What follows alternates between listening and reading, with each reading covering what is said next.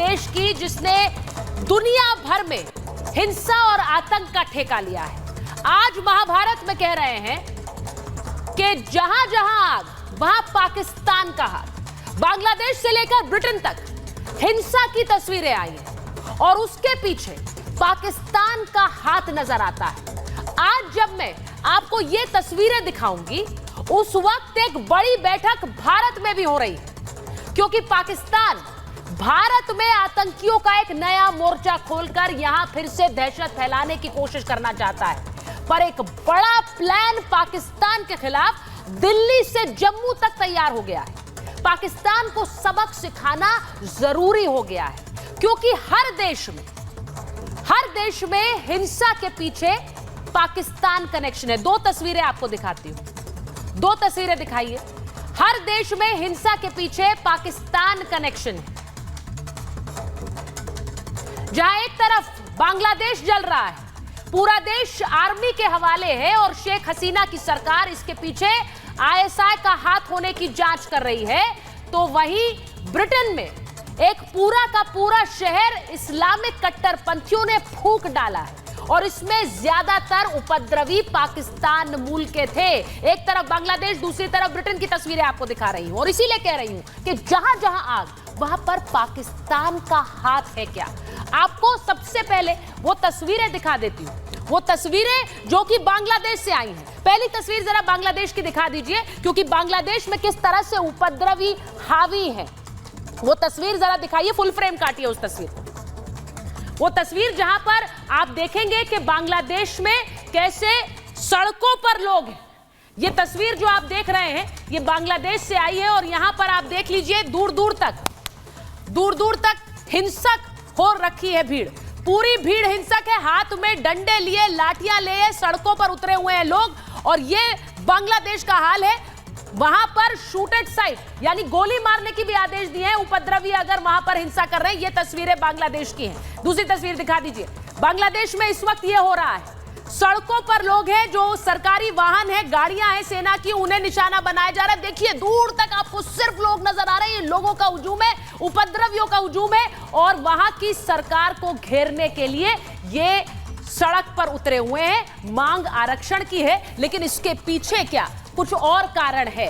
आपको दिखाती हूं, एक तस्वीर के जरिए समझाती हूं कि किस तरह से पाकिस्तान कनेक्शन इसके पीछे नजर आ रहा है। इस वक्त हो क्या रहा है, एक तस्वीर के जरिए, ग्राफिक के जरिए आपको समझाते हैं इस वक्त हो क्या रहा है। आरक्षण के खिलाफ वहां जबरदस्त बवाल है। बांग्लादेश में पूरे देश में सेना उतारी हुई है, कर्फ्यू लगाया हुआ है और उपद्रवियों को गोली मारने के भी आदेश है, क्योंकि वो हिंसक हो रहे हैं और वो वहां पर सरकारी प्रॉपर्टी को नुकसान पहुंचा रहे हैं, आगजनी कर रहे हैं। प्रदर्शनकारी पुलिस में जोरदार झड़प है इस वक्त सड़कों पर। बांग्लादेश में हिंसा में 100 से ज्यादा लोगों की मौत हो चुकी है और कई हजार इसमें घायल हैं। स्वतंत्रता सेनानियों के परिवार को 30% कोटा क्यों मिलता है, इसको लेकर यह आरक्षण की आग लगी हुई है।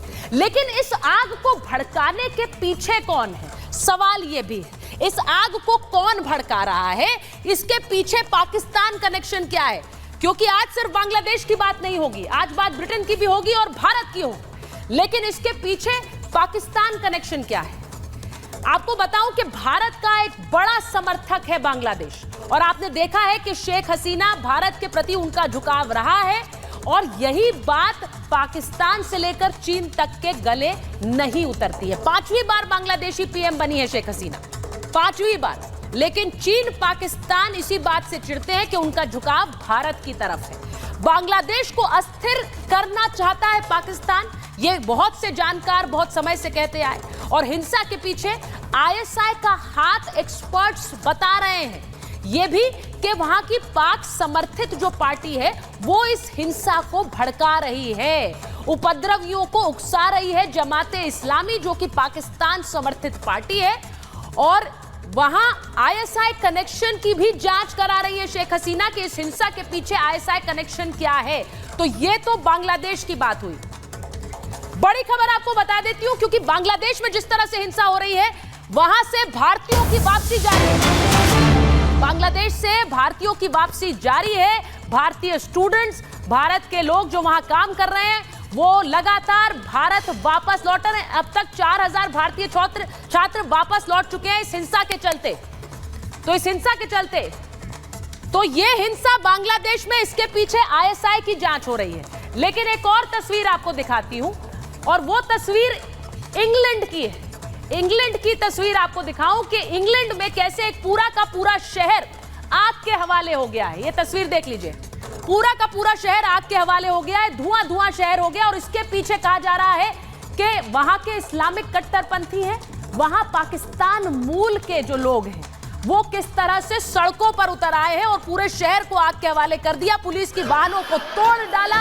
ये तस्वीरें ब्रिटेन से आई, यहां भी पाक कनेक्शन है। मैं इसके बारे में भी आपको बताऊंगा।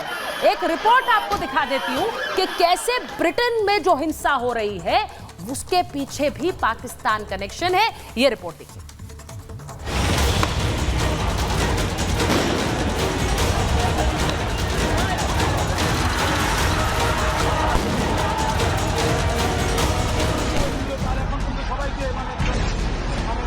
ये दो तस्वीरें दुनिया के दो धधकते देशों की, दोनों ही मुल्कों में हिंसा की आग भड़की है।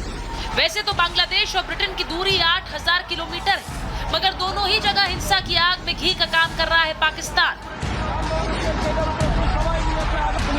जहां जहां बवाल हो रहा है वहां पाकिस्तानियों का हाथ होने का शक है। सबसे पहले ब्रिटेन के लीड्स की ये तस्वीरें देखिए। ब्रिटेन में रहने वाले पाकिस्तानी मूल के लोग किस तरह से हिंसा के सूत्रधार बने हैं, ये वीडियो भी देखिए। इसमें एक शख्स बस को लाइटर से जला रहा है। पीछे लोग विरोध कर रहे हैं लेकिन कोई कुछ कर नहीं पा रहा है।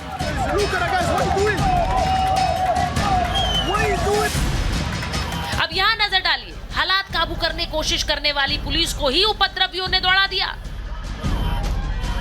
छोटा सा विवाद दंगे में तब्दील हो गया, तोड़ फोड़, बवाल और बसें फूंक दी गई, पुलिस की गाड़ी तोड़ी गई, जिसके बाद सुबह भयानक मंजर दिखा।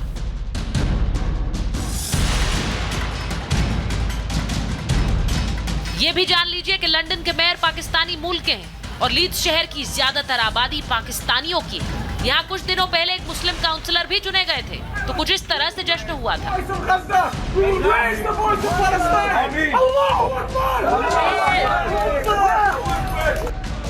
क्या ब्रिटेन का इस्लामीकरण हो रहा है?